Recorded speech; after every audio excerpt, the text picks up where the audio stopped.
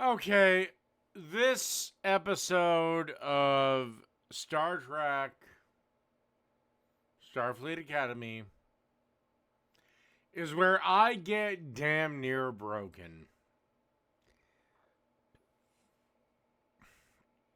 This episode goes against logic. It goes against Starfleet being a military installation. It goes against pragmatic choices that people will have to make.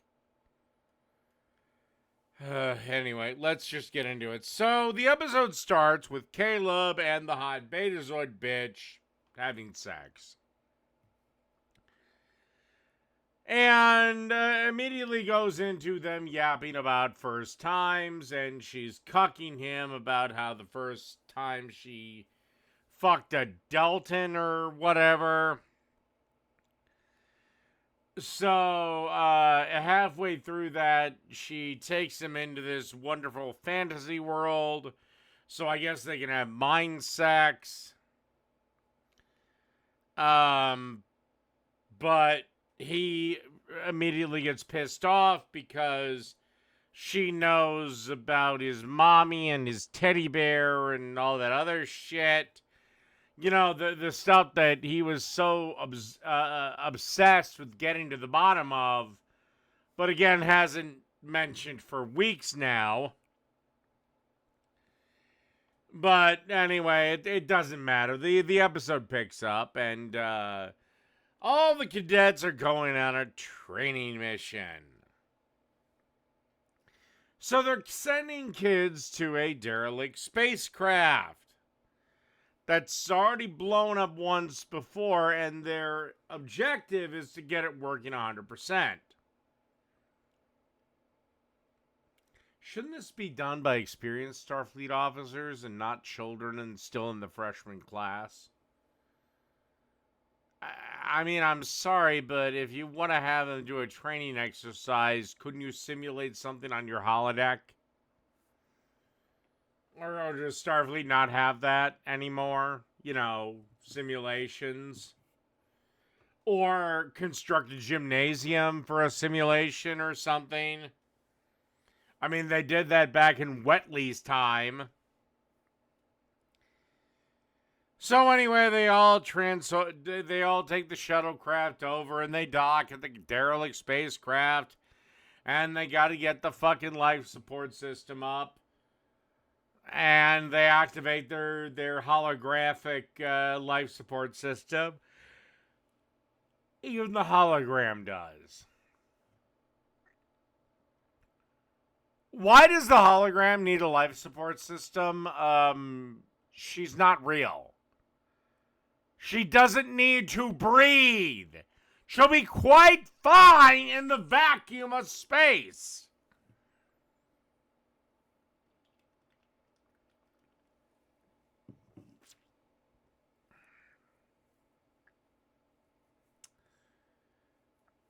So, at some point, they get attacked, ambushed, boarded. I don't. No one cares. By this group called the Furries or the Furies. I don't care. And they basically tell the Federation captain, if you don't fucking give us 30,000 bars of latinum, we're gonna eat your kids. And it's like, well, fuck it, eat them. I wouldn't. I'd go as high for $1.35 and a can of soup to save these people. So eventually, it gets decided they're going to contact Paul Giamatti's character, whose name I don't know and don't care, to save the cadets because apparently they need him. But apparently, the hologram is still with them. So, couldn't she transform into, like, Drogon or something? Or couldn't she just, slip through walls? Or couldn't she... Why is she just going along with this?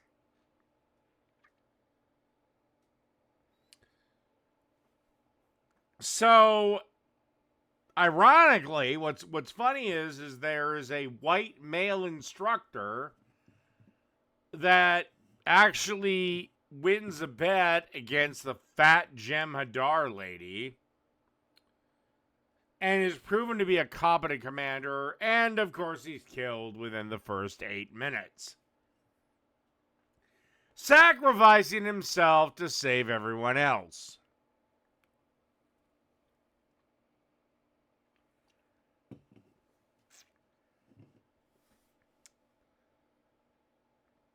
But hell, at least he gets, after he defeats the fat Jem'Hadar Klingon hybrid that shouldn't exist in a bet, he does get that precious 8 minutes more before he's, killed.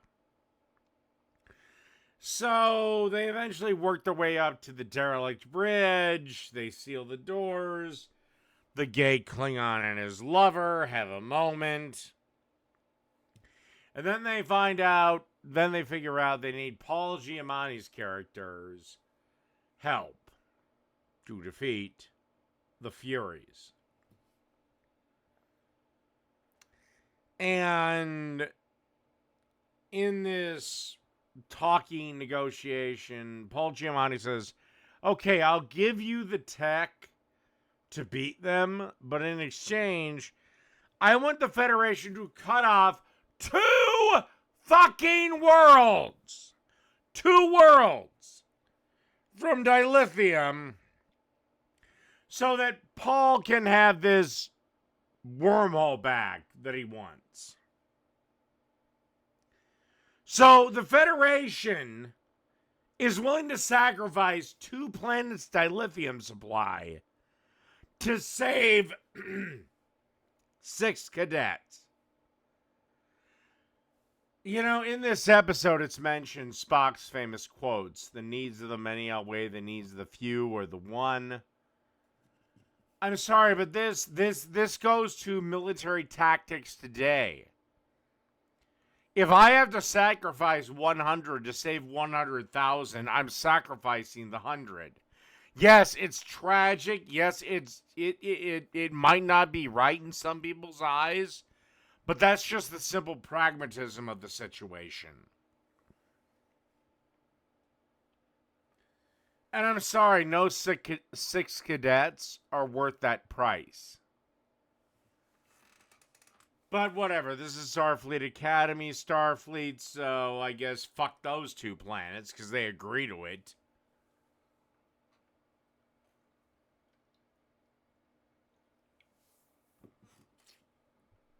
Because again, they make another grave mistake. They assume he's playing fair.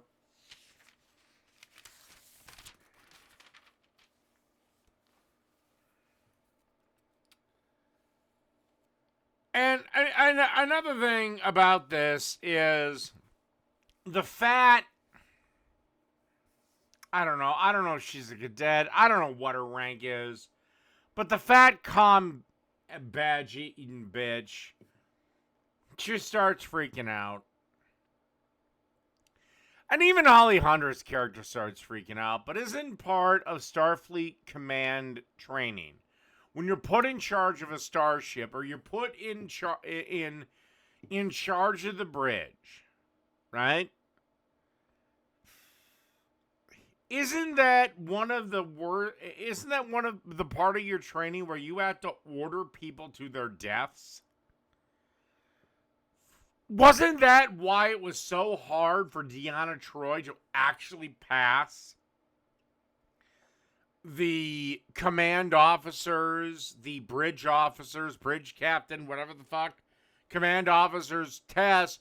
Was she was too empathetic where she wouldn't actually order an officer to his death. And when she finally did that, she finally passed.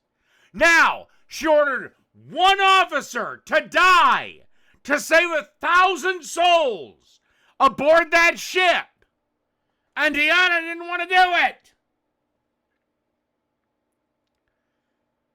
I'm sorry, but at some point, as a leader, as a commander, as a this or a that, you do have to sacrifice some to save the many.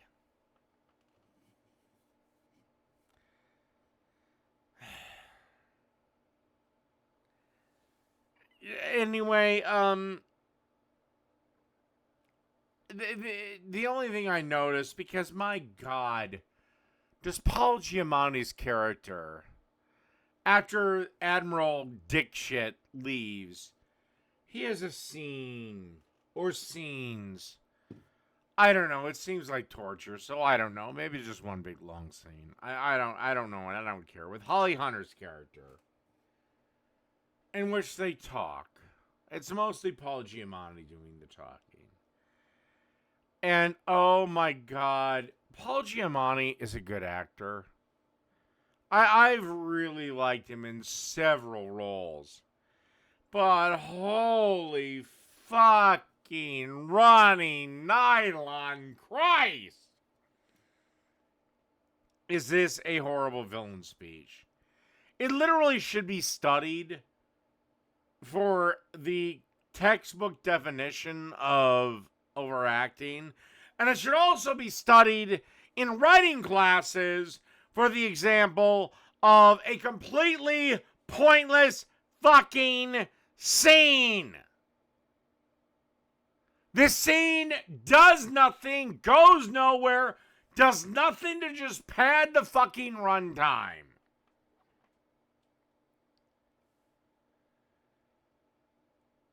Anyway, eventually Paul Giamatti's character gets what he wants. He gets the 2 planets to be not having dilithium shipments anymore because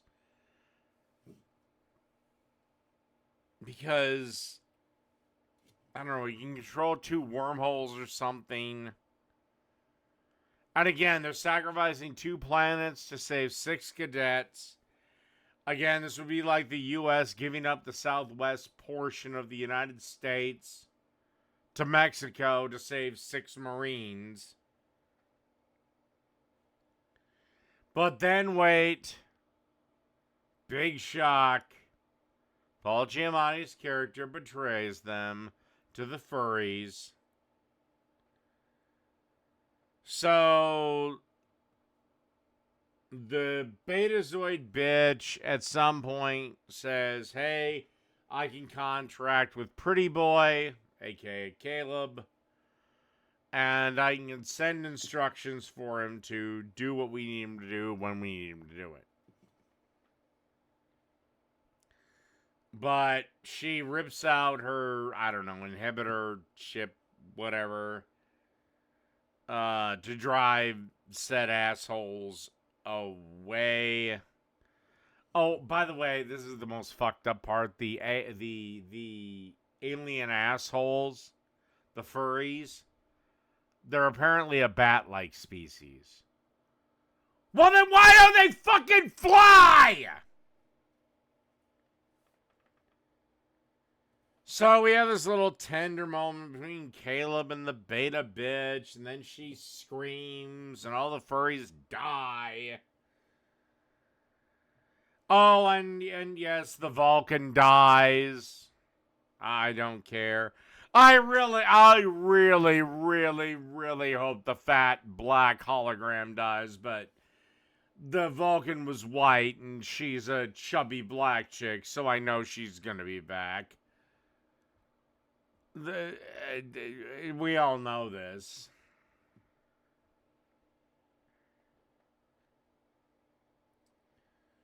You know, and they're having this thing where Holly Hunter looks devastated, and the War College Chancellor looks distraught, and it's like, you guys were going into business with a pirate, and you really didn't think for 1 second he might try to fucking betray you? Like, are you retarded?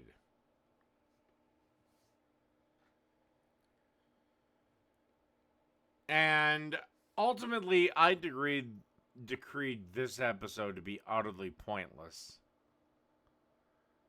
This is... The writers only have 10 episodes to play with. Really? You had one semi-filler episode. This was a complete filler episode. What's the rest of this series like? And by the way, I hope this series doesn't get renewed. Or at least, if it's already shot, they just shut it down and just take it as a tax write-off. And we never fucking see it. You have taken Star Trek and just literally butt-fucked it. If there is any greater signal, you never listen to woke. Take two of the greatest science fiction franchises that have ever existed. Star Wars and Star Trek, and look at what the woke did to them. And this is why you never fucking listen to them. Hell, I'll throw Doctor Who in the mix. So if there's a plan to reboot Babylon 5 or Sliders, I never really watched Babylon 5, I just threw it in there. Or Sliders, do me a favor.